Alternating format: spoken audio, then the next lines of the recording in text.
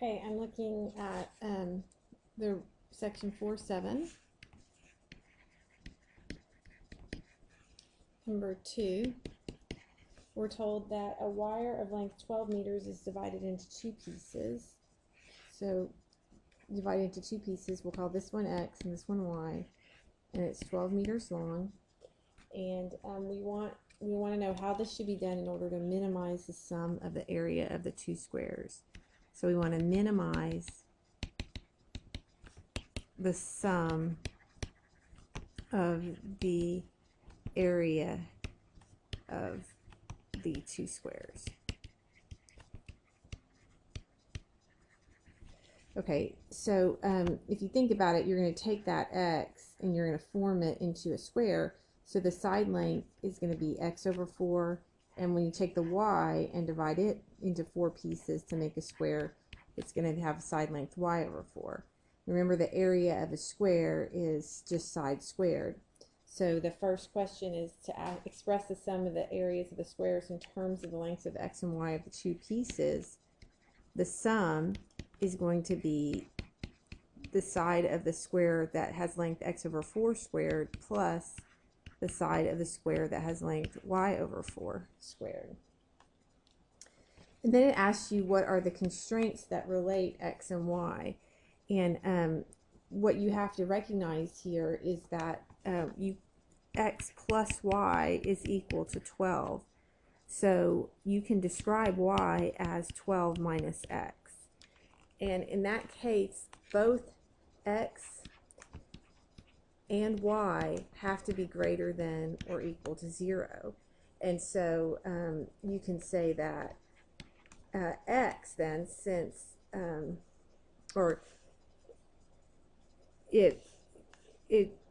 x cannot be more than 12, because if it is, obviously it doesn't make sense in the problem situation because it's only 12 meters long. So we have this constraint on x that you have to be between 0 and 12. Those are your endpoint constraints. Anything other than that is not going to make sense. And then C says, what is the interval of optimization? Oh, well, this was B was what are the constraints on x and y, and C, the interval of optimization is between 0 and 12, because you could have a length of 0 or you could have a length of 12. So they're basically saying, would it be better just to have one giant square instead of two smaller squares? All right, and then D says solve the optimization problem. So we need to express A in terms of just one letter. So I'm going to say that the sum is equal to x over 4 squared plus y, which is 12 minus x over 4 squared. Now you can clean this up a little bit ahead of time before you take your derivative. The denominator in both of these is 4 and it's squared, so I can think of this as 1/16 onto x squared plus, if I FOIL 12 minus x squared out, I'm going to get 144 minus 24x plus x squared. And then simplifying here, I get 1/16.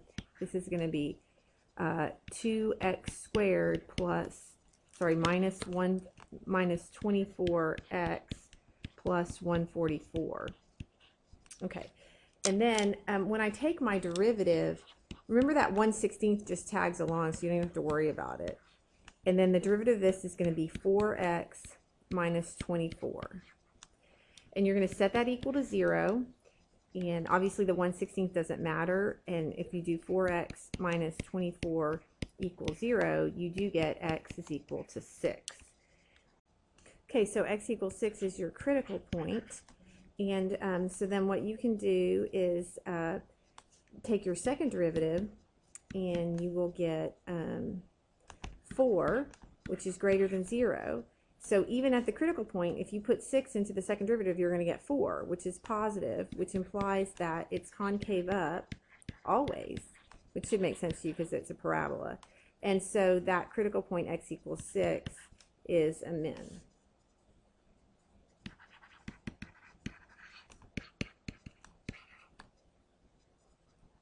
Okay. Now, typically, because you had a closed interval, you should also test your endpoints. The S of 0, if you put s of 0 into the function, you're going to get just 12 over 4 squared, which if you type that into your calculator is, let's see, 144 over 16, that's 9. And then, of course, s of 12 is also going to be, if you type it into your calculator, it's going to be 12 over 4 squared, which is 9.